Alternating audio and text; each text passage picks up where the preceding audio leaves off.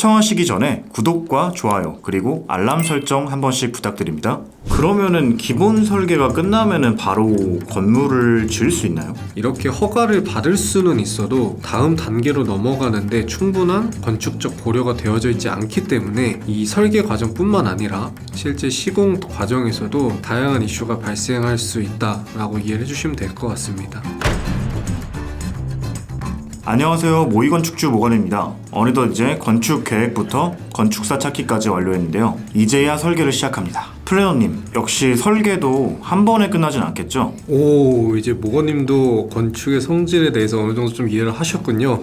네, 맞습니다. 설계 역시 좀 여러 가지 단계를 거쳐서 완성이 되는데요. 일반적으로는 기획 업무, 계획 설계, 기본 설계, 그리고 실시 설계를 거쳐서 사후 설계 관리의 과정을 거치게 됩니다.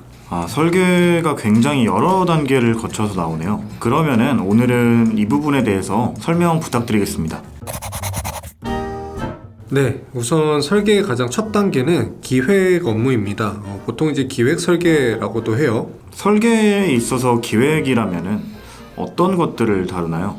좀 더 간단히 말씀드리자면 설계에 필요한 정보를 조사, 수집하고 이러한 정보를 확인할 수 있는 도면을 작성하는 단계라고 이해를 하시면 좋을 것 같아요. 기본적으로는 대지에 대한 조사를 진행을 합니다. 건축사분께 건축 예정지 지번 정보를 전달을 하게 되면 해당 지번에 해당되는 토지에 대한 정보를 수집을 하시는데요. 보통은 이제 현장을 방문하셔서 직접 확인을 하실 수도 있고 또는 이제 지적도나 도시계획도, 측량도 등을 참고해서 진행을 하시기도 합니다. 해당 부지가 이제 어떤 향인지 주로 남향을 선호하시잖아요. 또 소음, 주변에 큰 도로가 인접해 있다라고 하면은 소음이 얼마나 영향을 미치는지, 그리고 주변 인접 도로에서의 건축물까지의 동선, 그리고 그 대지 안에서의 동선, 그 건축 부지가 가지고 있는 전망, 단독주택을 지으려는 분들이 가장 선호하시는 부분 중에 하나가 빌딩 숲을 벗어나서 좋은 조망권을 가지고 있는 대지를 구매를 하시고 건축을 계획을 하시는 분들도 많기 때문에 그런 이제 전망들까지 다방면으로 검토를 진행을 합니다. 이제 필요시에는 이제 현황 측량을 통해서 부지에 대한 경계를 조금 더 확실히 하는 것도 좀 필요하다고 보시면 될 것 같습니다. 그러니까 구체적인 설계를 하기 전에 어느 정도까지 건물을 지을 수 있는지, 건물을 지었을 때 어떤 주변 환경들이 조금 더 어떨 것인지 이런 바탕을 확인하는 작업이라고 보면 되겠네요. 네, 맞습니다. 설계를 하는 기준이 되는 만큼 굉장히 중요한 작업 단계예요. 초기 현장 정보를 정확하게 파악을 하고 그 정확한 정보를 바탕으로 그 매스나 그 다음에 계획 설계 단계에서 어떤 건축물의 기능, 그 목적 등을 정확하게 반영해서 설계를 진행하기 때문에 꼭 건축사님하고 함께 이 부분에 대해서 정확한 검토가 이루어져야 됩니다. 잘 체크해 두겠습니다.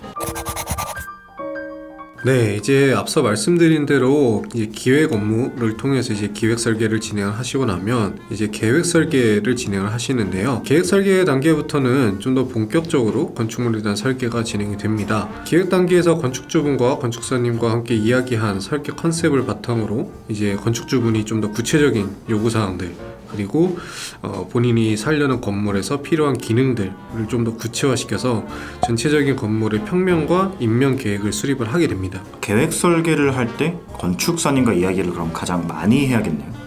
그쵸.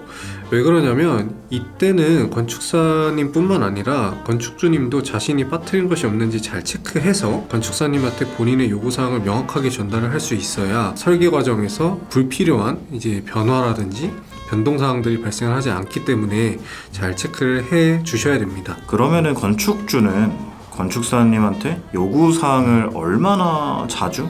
많이 이야기할 수 있는 건가요? 아마도 보통 건축주 분들께서는 설계 단계가 진행이 되면서 이건 이랬으면 좋겠다는 생각이 많이 나실 텐데 무조건 많이 할 수 있다라고 보시는 건 아니고요. 이제 일반적으로는 이제 설계 계약을 진행할 때 이 협의라고 하는 협의 횟수를 계약서에 명시를 하게 됩니다. 협의 횟수를 3회로 정했다고 정해보면 모건님이 생각했을 때 이 협의 3회는 무엇을 의미할 것 같으세요? 요구사항을 공유하는 미팅을 3번만 진행하겠다는 뜻일까요? 그건 아닙니다. 설계 미팅 자체는 수차례 가질 수 있고, 다만 그때마다 요구사항을 이제 추가하거나 변경할 수는 있지만, 이런 요구사항이 적용된 설계 도면 작업을 하시는 것을 3회한다는 의미입니다. 매번 요구사항이 바뀔 수는 있지만 그 요구사항이 나올 때마다 도면을 계속 수정하는 것은 비효율적이기 때문에 설계 시에는 이렇게 협의 횟수를 정해서 보통 작업을 진행합니다. 협의 횟수에 따라서 건축주도 요구사항을 잘 정리해야겠네요.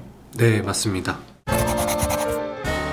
그럼 이제 기본 설계를 할 차례인데요. 기본 설계에서는 어떤 것들을 더 하나요? 기본 설계는 이제 건축주분과 건축사분이 논의하며 만든 계획 설계를 조금 더 심화해서 더욱 자세하게 살을 붙여가는 단계라고 보시면 됩니다. 계획 설계에서 나온 도면에 이제 구조 계획이라든지 설비 계획이라든지 이런 부분들을 추가적으로 진행을 하면서 구조 부재들의 위치나 치수를 정확히 결정을 하고 그런 것들을 이제 도면에 표현하는 단계입니다. 그러면은 기본 설계가 끝나면은 바로 건물을 지을 수 있나요? 그건 아닙니다. 건물을 지으려면 지자체의 건축과를 통해서 인허가라는 것을 받아야 되는데요. 보통 이제 인허가라고 많이 부르시지만 정확하게는 건축 허가 신청을 해서 건축 허가서를 받으셔야 됩니다.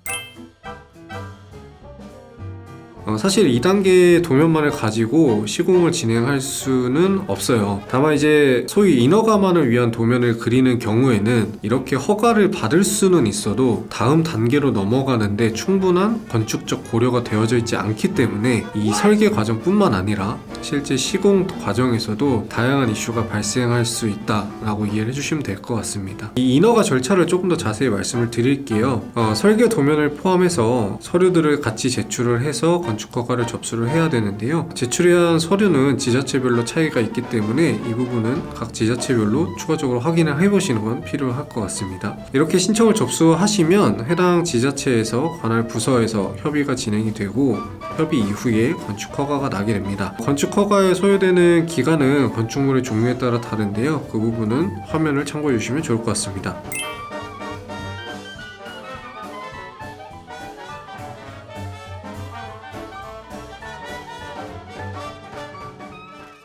그럼 저는 대지가 300평 정도니까 당연히 건축물도 그거보다 작을 거고 인허가에 7일 정도 소요된다고 보면 되겠네요. 그러면은 이제 허가 신청을 하면은 그게 거의 100% 허가가 나오나요? 아니면은 허가가 좀 나지 않는 경우도 있나요? 그 부분은 이제 상황에 따라 좀 다를 수는 있지만 담당 공무원의 보완 요청이 있는 경우나 관계 부서와의 협의 과정에서 추가적인 협의 또는 이제 보완 절차가 필요할 수는 있습니다. 이 건축이라는 것이 내 건물만 잘 들어선다고 해결되는 것도 아니고 특히 도심지의 경우에는 주변 건물과의 관계 등에서도 법적 검토 사항이 추가될 수 있고 또 지방이라고 하더라도 도시계획이나 이런 관할 지자체에 추가적인 검토 사항들이 있을 수 있기 때문에 건축사와 협의를 끝낸 내용이더라도 설계 도면을 변경해야 할 수 있습니다. 문제없이 허가가 나게 되면 이제 건축허가 수수료, 면허세 등의 각종 공과금을 납부해야 하고요. 납부 영수증을 제출해서 건축허가서를 수령하게 됩니다. 여기서 유의하실 점은 이 건축허가서의 유효기간은 1년 이내이므로 그 전까지 착공이 되어야 된다는 겁니다.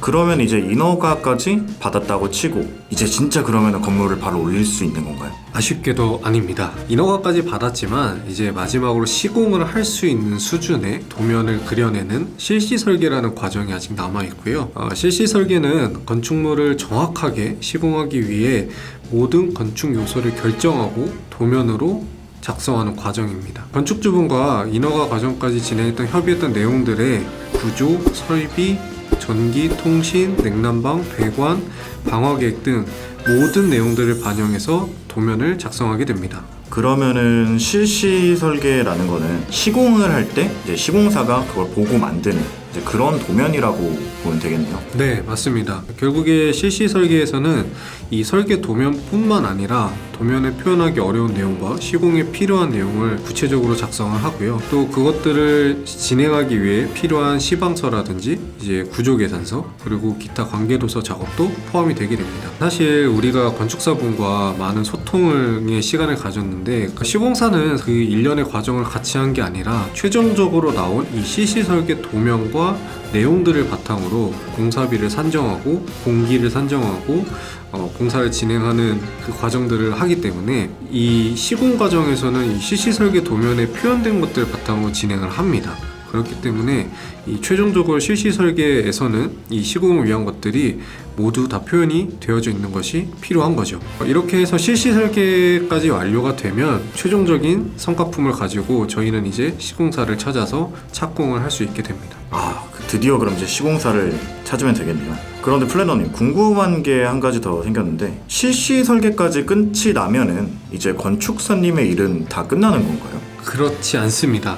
물론 이제 건축사님의 주된 업무는 설계가 맞지만 건축주님의 요청이나 계약 내용에 따라서 설계 감리 업무를 맡기도 합니다. 이는 이제 시공 과정에서 설계 의도가 충분히 반영되고 있는지를 확인하는 관리 업무라고 보시면 되는데요. 최근에는 이제 서울시에서 서울시 발주 공공건축물에는 설계 의도 구현 제도라는 것을 시행하겠다라는 기사도 나왔었는데요. 이는 설계를 한 건축사의 의도가 시공 과정에서 명확히 반영되도록 하는 제도적 장치들도 점점 고려가 되는 추세라고 보시면 될 것 같습니다. 직접 설계를 한 건축사님이 직접 감리를 볼 수 없는 건축물도 기준에 따라 있어요. 그렇기 때문에 모든 건축사님이 감리를 볼 수 있는 건 아니고요. 시공 과정에서도 시공자와 충분한 소통을 통해 건축주분이 그동안 원하셨던 건물의 의도와 설계자의 의도를 명확히 하는 것도 좋은 건축물을 위한 중요한 과정이라고 보시면 될 것 같습니다. 설명 감사드리고요.